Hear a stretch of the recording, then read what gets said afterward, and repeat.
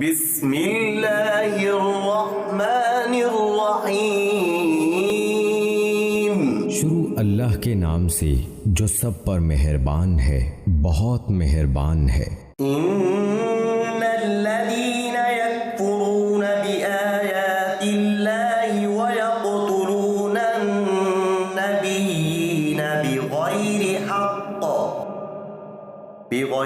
حق ويقتلون الذين يأمرون بالقسط من الناس فبشرهم بعذاب أليم۔ جو لوگ اللہ کی آیتوں کو جھٹلاتے ہیں اور نبیوں کو ناحق قتل کرتے ہیں اور انصاف کی تلقین کرنے والے لوگوں کو بھی قتل کرتے ہیں، ان کو دردناک عذاب کی خوشخبری سنا دو۔ اولئک الذین حبطت اعمالهم فی الدنیا والآخرہ وما لهم من ناصرین۔ یہ وہ لوگ ہیں جن کے اعمال دنیا اور آخرت میں غارت ہو چکے ہیں اور ان کو کسی قسم کے مددگار نصیب نہیں ہوں گے۔ أَلَمْ تَرَ إِلَى الَّذِينَ أُوتُوا نَصِيبًا مِّنَ الْكِتَابِ يُدْعَوْنَ إِلَى كِتَابِ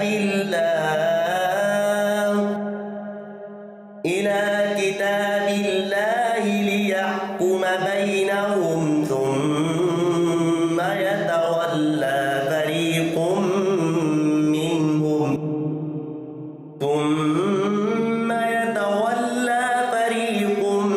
مِّنْهُمْ وَهُمْ مُعْرِضُونَ۔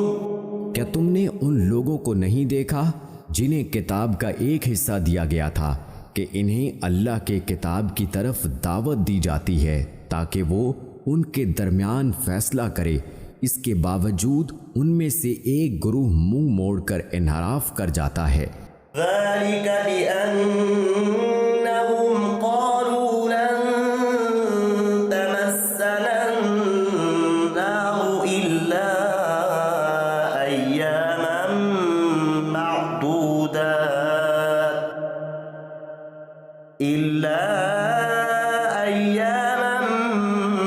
معدودات وغرهم في دينهم ما كانوا يفترون۔ یہ سب اس لیے ہے کہ انہوں نے یہ کہا ہوا ہے کہ ہمیں گنتی کے چند دنوں کے سوا آگ ہرگز نہیں چھوئے گی، اور انہوں نے جو جھوٹی باتیں تراش رکھی ہیں انہوں نے ان کے دین کے معاملے میں ان کو دھوکے میں ڈال دیا ہے۔ فَكَيْفَ إِذَا جَمَعْنَاهُمْ لِيَوْمٍ لَا رَيْبَ فِيهِ وَوُفِّيَتْ كُلُّ نَفْسٍ ما كسبت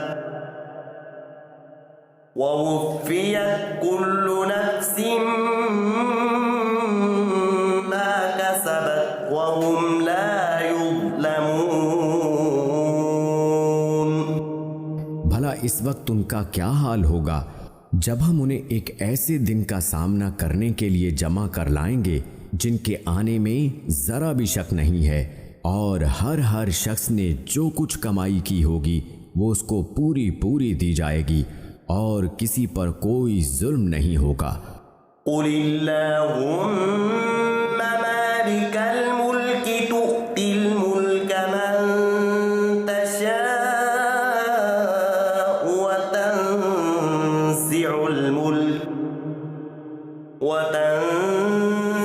الْمُلْكَ مِمَّن تَشَاءُ وَتُعِزُّ مَن تَشَاءُ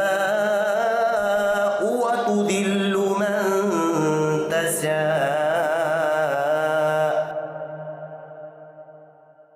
بِيَدِكَ الْخَيْرُ إِنَّكَ عَلَى كُلِّ شَيْءٍ قَدِيرٌ۔ کہو کہ اے اللہ، اے اقتدار کے مالک، تو جس کو چاہتا ہے اقتدار بخشتا ہے اور جس سے چاہتا ہے اقتدار چھین لیتا ہے، اور جس کو چاہتا ہے عزت بخشتا ہے اور جس کو چاہتا ہے رسوا کر دیتا ہے۔ تمام تر بھلائی تیرے ہی ہاتھ میں ہے، یقیناً تو ہر چیز پر قادر ہے۔ جب غزوہ احزاب کے موقع پر حضرت صلی اللہ علیہ وآلہ وسلم نے پیشن گوئی فرمائی تھی کہ روم اور ایران کی سلطنتیں مسلمانوں کے قبضے میں آ جائیں گی، تو کفار نے بڑا مذاق اڑایا کہ ان لوگوں کو اپنے دفاع کے لیے خندق کھودنی پڑ رہی ہے اور ان پر فاقے گزر رہے ہیں، مگر دعوے یہ ہیں کہ یہ روم اور ایران فتح کر لیں گے۔ اس موقع پر یہ آیات نازل ہوئیں جن میں مسلمانوں کو یہ دعا تلقین فرما کر ایک لطیف پیرائے میں ان کا جواب دے دیا گیا۔ تولج الليل في النهار وتولج النهار في الليل وتخرج الحي من الميت وتخرج الميت من الحي وترزق من تشاء بغير حساب۔ تو ہی رات کو دن میں داخل کرتا ہے اور دن کو رات میں داخل کرتا ہے، اور تو ہی بے جان چیز میں سے جاندار کو برآمد کر لیتا ہے اور جاندار میں سے بے جان چیز نکال لاتا ہے، اور جس کو چاہتا ہے بے حساب رزق عطا فرماتا ہے۔ سردیوں میں دن چھوٹا ہوتا ہے تو گرمیوں کے دن کا کچھ حصہ رات بن جاتا ہے، اور گرمیوں میں دن بڑا ہوتا ہے تو سردیوں کی رات کا کچھ حصہ دن میں داخل ہو جاتا ہے۔ مثلاً بے جان انڈے سے جاندار چوزا نکل آتا ہے اور جاندار پرندے سے بے جان انڈا۔ لا يتخذ المؤمنون الكافرين أولياء من دون المؤمنين ومن يفعل ذلك فليس من الله في شيء إلا أن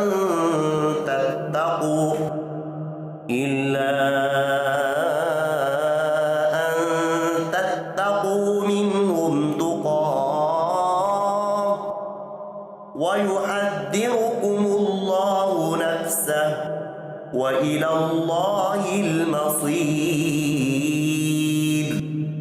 مومن لوگ مسلمانوں کو چھوڑ کر کافروں کو اپنا یار و مددگار نہ بنائیں، اور جو ایسا کرے گا اس کا اللہ سے کوئی تعلق نہیں، الا یہ کہ تم ان کے ظلم سے بچنے کے لیے بچاؤ کا کوئی طریقہ اختیار کرو، اور اللہ تمہیں اپنے عذاب سے بچاتا ہے اور اسی کی طرف سب کو لوٹ کر جانا ہے۔ یارو مددگار عربی لفظ ولی کا ترجمہ کیا گیا ہے۔ ولی بنانے کو موالات بھی کہا جاتا ہے۔ اس سے مراد ایسی دوستی اور قلبی محبت کا تعلق ہے جس کے نتیجے میں دو آدمیوں کا مقصد زندگی اور ان کا نفع و نقصان ایک ہو جائے۔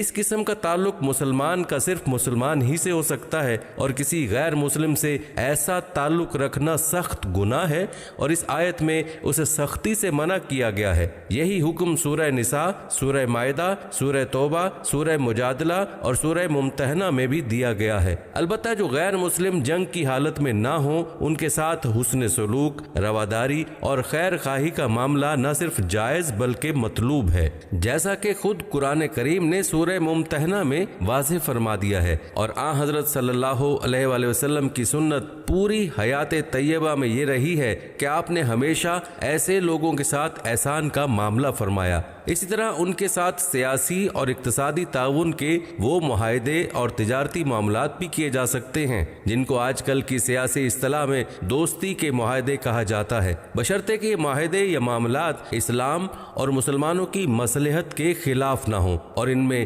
کسی خلاف شرع عمل کا ارتکاب لازم نہ آئے۔ چنانچہ خود آن حضرت صلی اللہ علیہ وآلہ وسلم نے اور آپ کے بعد صحابہ کرام نے ایسے معاہدات اور معاملات کیے ہیں۔ غیر مسلموں کے ساتھ موالات کی ممانعت کرنے کے بعد قرآن کریم نے جو فرمایا ہے کہ الا یہ کہ تم ان کے ظلم سے بچنے کے لیے بچاؤ کا کوئی طریقہ اختیار کرو، اس کا مطلب یہ ہے کہ اگر کفار کے ظلم و تشدد سے بچاؤ کے لیے کوئی ایسا طریقہ اختیار کرنا پڑے جس سے بظاہر موالات معلوم ہوتی ہو تو اس کی گنجائش ہے۔ قل ان تخفوا ما في صدوركم او تبدوه يعلمه الله ويعلم ما في السماوات وما في الارض والله على كل شيء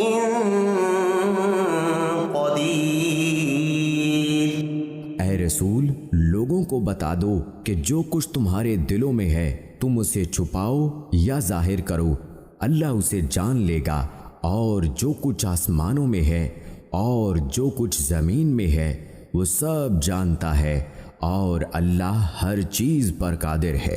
یوم تجد کل نفس ما عملت من خیر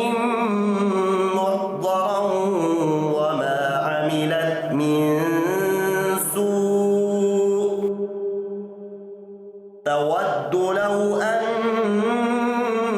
بينها وبينه أمدا بعيدا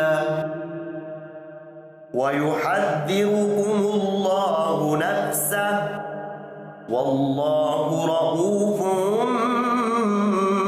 بالعباد۔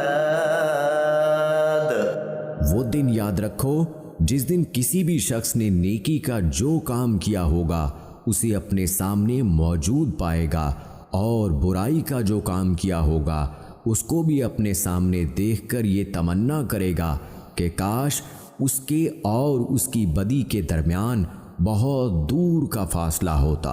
اور اللہ تمہیں اپنے عذاب سے بچاتا ہے، اور اللہ بندوں پر بہت شفقت رکھتا ہے۔